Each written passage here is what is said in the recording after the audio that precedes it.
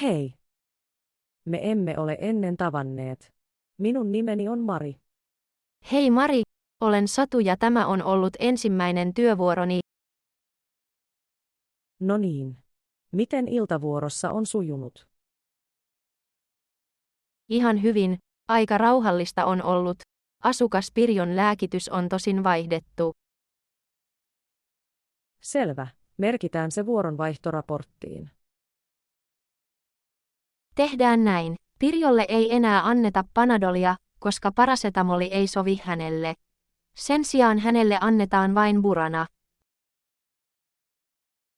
Kuinka usein hänelle annetaan Buranaa? 400 milligrammaa tabletti 3 kertaa päivässä. Selvä.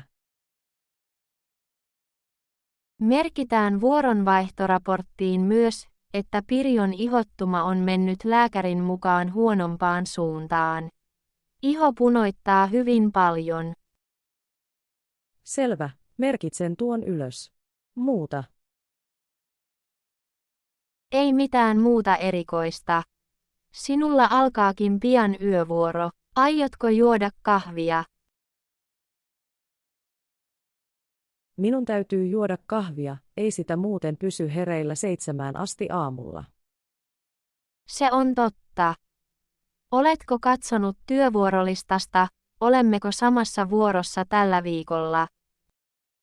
Joo, meillä molemmilla on iltavuoro torstaina.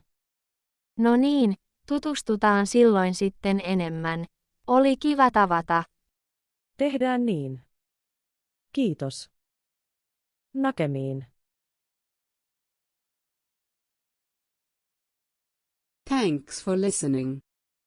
If you are interested, listen again and tell us which are the new words you learned from this video.